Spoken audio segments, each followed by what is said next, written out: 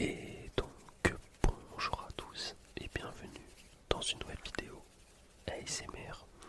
Aujourd'hui j'avais envie de refaire une vidéo setup tout simplement parce qu'il a evolve, voilà on peut le dire. J'essaye d'ailleurs une nouvelle technique que je viens de penser à l'instant, donc là je parle à mon moi du futur. Où en gros j'ai envie d'écouter l'audio dans mes écouteurs pendant que je suis en train de vous filmer IRL. Ce qui fait que c'est pas l'inverse où je regarde une vidéo et j'essaie de commenter rapidement. Parce que je sais que sur certaines choses j'aurai des petits détails à raconter que je vais sûrement oublier en filmant, je sais pas si vous avez compris. Du coup j'ai tout mon temps pour parler parce que là mon moi du futur est en train de m'écouter. Et du coup bah voilà je sais que je suis pas pressé, que là il se passe rien dans la vidéo, je suis en train de vous filmer peut-être mes écrans où je suis en train de faire un gros plan sur le bureau, aucune idée, bref. Il y a 4 mois j'ai déjà sorti cette vidéo, mais c'était en mode gaming où je vous montrais rien, donc je trouve que c'est vraiment nul à chier. Là j'ai envie de vous montrer le maximum de choses et des upgrades qui vont arriver dans quelques jours. On commence directement avec le bureau de Gitan. Alors pourquoi je l'appelle le bureau de Gitan? Déjà je sais pas si ça va se voir à la vidéo, mais le bureau est immense. Je l'ai déjà raconté bien évidemment, c'est un bureau style pour voilà, dans les entreprises généralement pour voilà, de la bureautique en mode secrétaire ou pourquoi pas patron, tellement le bureau est gigantesque. Et je l'avais acheté sur le bon coin pour 40 balles à des gitans. Ils m'avaient même aidé à le mettre dans mon coffre, tout ça, ils étaient super sympas. Donc bonne affaire de fou parce qu'il tient le coup, sans dès qu'il est ultra robuste. Il est bien épais, il y a 3 pieds qui tiennent le bureau.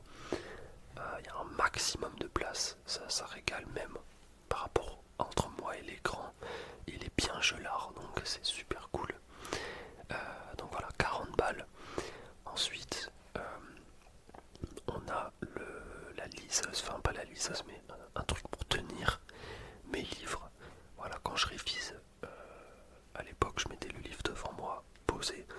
Sauf qu'au final, je me rends compte que c'est très très chiant et que c'est quand même ultra pratique d'avoir un truc qui te tient ton livre sans que tu aies besoin de baisser la tête comme un guignol, voilà. Ça coûte pas trop cher, je l'ai eu sur Amazon pour 11 balles. Ensuite, un truc que j'ai pas compté là sur mon bloc-notes que je suis en train de lire, mais c'est mon tapis de souris que j'ai acheté sur Amazon le moins cher possible. Je voulais juste un grand tapis, donc j'ai dû payer ça 10 euros, peut-être un tout petit peu moins. Voilà. Et d'ailleurs, il est super bien. Franchement, même si c'est un tapis de souris pas cher, il fait largement le taf. Ensuite, un petit accessoire qui est un chargeur à induction de la marque Samsung, voilà, qui marche en USB-C. T'as juste à poser ta boîte AirPods sur ton téléphone et ça se met à charger, c'est super pratique. Je l'ai vu à 20 euros sur Amazon encore une fois, sauf que moi je l'ai eu gratos parce que je l'ai piqué à mon frère tout simplement. Et là, on va passer à la partie la plus intéressante, parce que là voilà, on parlait des petits accessoires à droite à gauche. On va parler du PC. Alors, je sais pas si je vais avoir la foi de le monter sur le bureau, donc si vous le voyez sur le bureau, c'est que j'ai eu la foi. Sinon, de base, il est sous moi. Sinon, il fait évidemment trop de bruit pour la SMR, même si j'ai fait quelques réglages pour éviter cela. Parlons de ce PC. J'ai monté mon PC avant-hier, je crois, dans mon nouveau boîtier Corsair 4000D Airflow. Je trouve le boîtier vraiment pixel perfect et je vais essayer de vous faire voilà, tout le montrer sous tous les angles. Ce que j'avais avant c'était vraiment immondissime par rapport à ça, donc je suis super content, la qualité est au rendez-vous. Par contre il faut payer le prix. J'avoue que il m'a coûté 90 euros le boîtier et ça fait très très mal, mais au moins je sais que c'est un boîtier pour le coup, un peu comme le Cooler Master que j'avais en 2014, il va me tenir plus de 10 ans, je le sais bien. Donc ça va, 90 euros pour 10 ans. L'investissement est rentable, je pense. Ensuite, on passe à la carte mère. Alors là, c'est le moment où ça va, voilà, ça va partir en cacahuète. Non, pas du tout, en fait, juste ma carte mère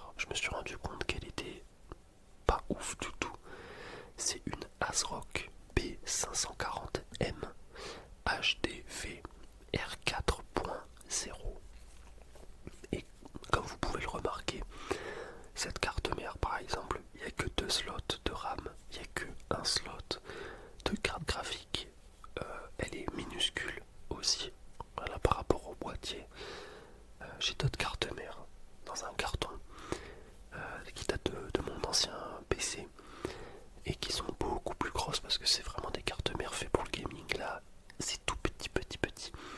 Et quand je suis allé sur le site de LDLC, ils commençaient à parler d'une carte mère juste pour faire de la bureautique et manier quelques outils, quelques logiciels. Alors à partir de ce moment-là, je me suis dit, est-ce que c'est pour ça que sur 3D Mark, j'ai pas un score de malade? Je crois que j'ai 5000 de score. Peut-être, parce qu'elle m'a coûté en plus, elle coûte actuellement 70 € cette carte mère, ce qui est vraiment pas beaucoup, il me semble. Il faudrait peut-être que j'upgrade cette carte mère, à voir dans le futur. Mais j'y songe sincèrement. Bon, j'espère que le plan n'a pas été très long vu que j'ai parlé comme un guignol. On passe ensuite à la RAM, donc c'est des Corsair Vengeance LPX. Donc chacune des barrettes fait 8 Go de RAM, donc j'en ai 16 en tout. C'est de la DDR4 en 3200 MHz, que je n'ai pas d'ailleurs overclocké, on va dire. Moi, elle tourne sur mon PC à 2133. J'ai changé dans le BIOS les paramètres pour les faire tourner à pleine puissance 3200, mais ça m'a rien changé sur 3D Mark par exemple, et en plus ça me faisait plus laguer mon PC qu'autre chose. Je crois que c'était à 1200 volts ou peut-être 120 volts, je sais plus. En tout cas, je les ai payés 40 balles. Et franchement, c'est le top qualité, 40€, 16 Go de RAM. Je pense pas avoir besoin de plus, honnêtement. Ensuite, la carte graphique que j'ai changée. Alors là, je vais vous faire un plan où je vous montre une vieille carte graphique que j'utilisais à l'époque pour juste jouer à LoL. En gros, mon ancienne carte graphique m'avait rendu l'âme. Voilà, c'était une 970, voilà, de chez comment ça s'appelle, MSI, je crois. Et du jour au lendemain, elle m'a lâché. Normal, elle avait à peu près 7-8 ans. Et en urgence, j'ai acheté dans une grande ville sur le Bon Coin une carte graphique. Alors j'ai pas la référence devant moi. C'est une Asus que j'avais payée, franchement, je crois que je l'avais payée 50 balles ou 40 balles. Et elle a un ventilateur seulement, elle paye pas de mine. C'est une Asus, je vois. In Search of Incredible. Et je vous jure que LOL tourne à... je crois qu'il tourne à 120 FPS en ultra, partout. Et comme je jouais qu'à ça, à l'époque quand j'étais étudiant, et ben ça faisait largement le taf. Donc pour ceux qui veulent juste jouer à LOL et pas dépenser des 100 et des 1000, je vous conseille franchement cette carte graphique, elle va faire largement le taf. Sinon pour la carte graphique actuelle, que j'ai dans le boîtier, c'est une AMD Radeon RX 6500 XT qui coûte actuellement 170€. Donc ça, encore une fois, c'est pas non plus une carte graphique de taré. Voilà, qu'on soit bien clair là-dessus. Je vous l'accorde. C'est vraiment pas un truc de fou furieux. Donc peut-être qu'il faudrait que je songe à la remplacer, pourquoi pas. Parce qu'effectivement, je me rends compte que sur des jeux qui commencent à devenir gourmands, j'ai des difficultés. J'ai un peu de difficulté à les faire tourner. Alors j'ai pas retesté depuis que j'ai changé mes 2-3 composants, à voir si ça va changer beaucoup de choses. Mais sinon, en priorité, faut que je dégage la carte mère. On passe ensuite au processeur. Encore une fois, AMD Ryzen 5 4600 G with Radeon Graphics pour 120 balles, fourni avec le Ventirad directement. Voilà, on se fait pas chier. Ça pareil, c'est en vrai, je crois que le processeur est assez cool. Voilà, 120 balles, ça fait le taf, je pense. Il faut peut-être que je change la pâte thermique, j'en ai acheté. Je la reçois après-demain, je crois. Parce que ça fait vraiment un moment que j'ai pas touché à la pâte thermique. Et voilà, tout simplement pour donner un petit coup de nouveauté à ce processeur.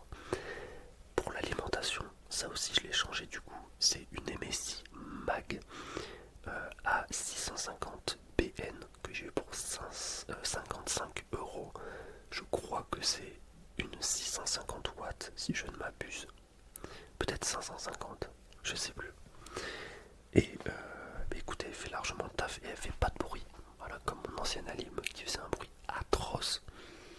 Là, je suis totalement satisfait. Pour le stockage, j'utilise un SSD de 250 Go où à l'époque j'avais Windows dessus. Et j'ai acheté un Kingston à 500 Go tout neuf pour 34 €. J'ai réussi à basculer Windows sur ce SSD là, ce qui fait que tout l'OS voilà, tourne sur le nouvel SSD. Donc c'est ultra fluide.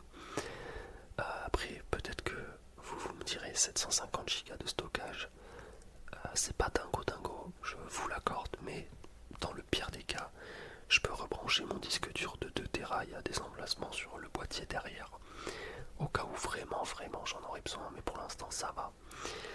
Et je crois qu'on en a fini avec le PC en lui-même, voilà. Parce qu'on va passer à ma souris, que j'adore, vraiment je kiffe cette souris, c'est vraiment un coup de cœur ultime. J'avais jamais joué avec une souris sans fil de toute ma vie avant d'acquérir celle-ci.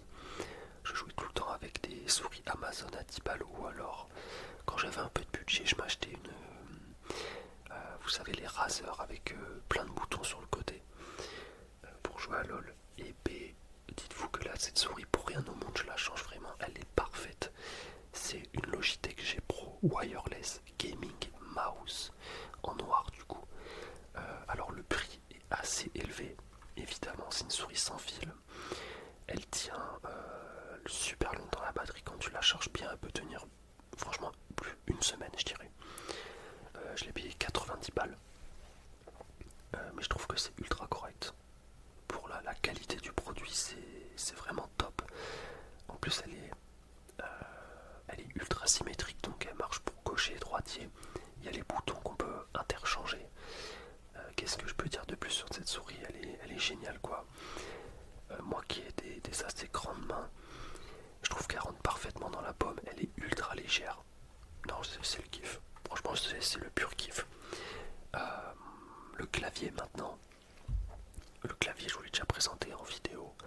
C'est le PRX Periboard 106, voilà, qui imite les claviers de l'époque qu'on pouvait retrouver dans la salle informatique quand on allait à l'école primaire en 2005. Voilà, c'est ce genre de clavier qu'on avait, je me rappelle très bien. Je l'ai acheté pour 40 €. Alors là, c'était un achat totalement compulsif, mais au final, je l'ai gardé. Parce que le clavier est juste insane. Voilà, c'est tout simplement énorme. C'est vraiment le même clavier qu'à l'époque. Voilà, j'en suis très satisfait. Là, on va passer aux écrans et je peux vous dire que ça va être de la patate atomique. Voilà ce qui va se passer. Premier écran, bon, c'est un Yamaha. Alors, Yamaha marque franchement de fou malade. Voilà, je le dis. La marque est incroyable, les écrans sont super. Ils tiennent bien, quoi, ils sont super résistants. Mais ils sont malheureusement en 60 Hz. Voilà, 60 FPS, 60 images par seconde. Et ça commençait à bien faire au bout d'un moment, surtout que j'étais parti jouer chez un pote. Et lui, il s'est acheté un PC, voilà, un bon gros PC avec un écran 144 Hz. Et je peux vous dire que la différence, j'ai explosé mon crâne contre mon bureau. Moi, on m'avait toujours dit, l'œil nu ne voit pas la différence entre 60 Hz et 144 Hz. Et bon, on m'avait dit ça. Je veux dire, j'y croyais pas forcément, mais bon, voilà. J'entendais pas beaucoup de gens parler de ce genre de choses. Et au final, de mes propres yeux, mais c'est vraiment un truc de malade. Sans déconner, la différence est folle. Donc j'ai décidé d'acheter un LG Ultra Gear 24G Q50F. Donc c'est un écran 165 Hz. Par contre c'est du 1920 par 1080p. C'est pas de la 2K ni de la 4K, j'ai pas envie de mettre 500 balles dans un écran. J'avais pas non plus envie d'acheter un écran 240 Hz parce que après il faut la config, hein, qui fasse tourner des jeux en 240 Hz. Cet écran là je l'ai payé 130 €. Voilà. Je trouve que honnêtement le prix est vraiment pas cher. Si on prend les écrans il y a 5 ans, je pense que le prix, voilà, j'aurais pété un câble. Là c'est vraiment pas cher, limite. J'ai pas envie de dire que c'est le prix de cette Yamaha actuellement quand il est sorti neuf à l'époque, mais sans deck c'est pas loin quoi, je pense. On n'est pas si loin que ça. Donc voilà, j'ai complètement craqué, j'ai même acheté le câble évidemment en 1.4, je sais plus comment il s'appelle, pour avoir les 165 Hz, donc c'est même au-dessus de 144 Hz. Donc voilà, ça va être de la pure régalade. En plus c'est compatible AMD avec des trucs en mode enfin ça s'associe bien avec les composants AMD, et comme moi je suis plus, pour le coup là ce PC est plus AMD que Intel, voilà, ça me régale. Pour le deuxième écran ultra classique, ah oui j'ai oublié de dire d'ailleurs, c'est 24 pouces l'écran, j'aime pas 27 pouces, c'est trop grand pour moi. Le deuxième du coup c'est un 22 pouces, voilà, et ça pareil c'est super bien comme second écran. Il peut se régler en hauteur, sur le côté, je peux le tourner dans tous les sens. Voilà, le pied est totalement amovible. Les menus, je les connais par cœur, ça fait des années que j'ai ces écrans. Et je disais que voilà, l'écran fait un super taf. J'en suis totalement satisfait. Et d'ailleurs, je pense que je pourrais garder encore ces écrans Yamaha des années. Mais voilà, j'avais juste envie d'une petite upgrade. Voilà, pour me faire plaisir, pouvoir jouer à plein de jeux en 144 Hz. Ensuite, on est sur le micro Blue Yeti que j'utilise actuellement, mais que voilà, sur la vidéo j'utilise pas forcément, en bleu foncé, car c'était le moins cher d'Amazon, avec une bonnette que j'utilise H24. C'est une bonnette en mode moumoute, que je lave souvent d'ailleurs parce que je dois postillonner sans m'en rendre compte. J'ai aussi une moumoute plus classique noire en peau, en mode mousse, que j'utilise jamais, donc voilà, faudrait peut-être que j'interchange de temps en temps, voilà, histoire d'avoir un son nouveau. Très content de ce micro honnêtement, surtout je le branche en jack avec des écouteurs dont je parlerai juste après, et ça me permet d'avoir un peu comme un hub pour pouvoir écouter tout ce que je veux sur mon PC quoi. H24, les écouteurs sont accrochés au micro pour que j'écoute des vidéos YouTube, que je parle avec mes potes sur Discord. Voilà, c'est toujours branché, et voilà, le son me déçoit vraiment pas. On peut parler évidemment à gauche, à droite en faisant les bons réglages. J'ai pas de carte son, j'ai pas de mixeur, j'ai pas de truc machin, mais je trouve que juste le son de base comme ça est exceptionnel. Je regrette pas du tout cet achat. Donc voilà, avec la bonnette à peu près 135€. Pour les écouteurs, c'est toujours les mêmes, c'est des AirPods de chez Apple en prise jack. Pour moi, les meilleurs écouteurs en rapport qualité-prix pour 18€. Je doute sincèrement que quelqu'un me trouve des écouteurs avec une aussi bonne qualité et aussi bien foutus de manière générale. Sachant que, attention, je déteste les intra-auriculaires, c'est-à-dire les écouteurs qui rentrent dans les oreilles et quittent les bouches. Là, quand je parle actuellement, j'entends ma voix dans le micro, mais aussi à l'extérieur, vu que c'est un peu comme un casque ouvert. Les AirPods, tu peux parler, mais tu t'entends parler. Et moi, j'adore ça.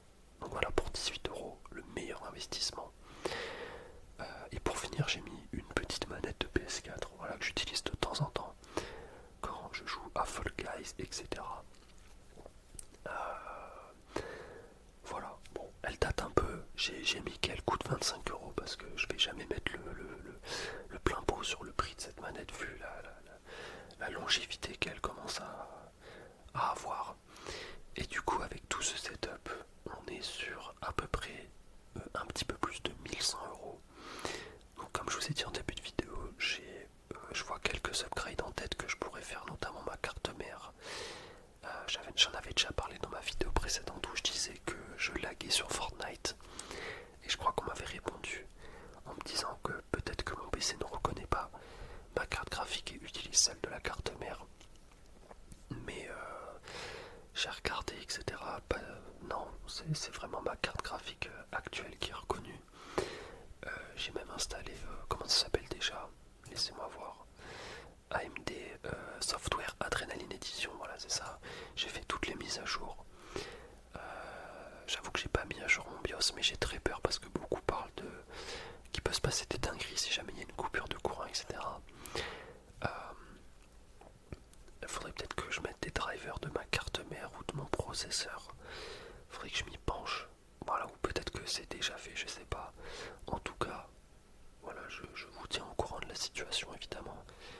j'aimerais faire dans le futur, quand j'aurai la fibre, c'est vraiment de vous proposer des gameplays ultra relaxants sur plein de jeux. Et c'est pour ça que voilà, j'augmente un petit peu, petit à petit, le PC. D'ailleurs, j'ai oublié de présenter les ventilos dans mon PC. Donc c'est reparti pour un petit plan, je pense. Je crois que c'est des couleurs master qui viennent de mon ancienne tour. Il y en a un qui est ultra silencieux. L'autre par contre fait beaucoup de bruit, donc je l'ai carrément débranché, je crois. Ça fait que j'ai que deux ventilos. Dans mon PC, il y a celui du processeur et celui de l'avant. J'avoue, c'est pas, voilà, c'est pas insane, mais de toute façon, je vais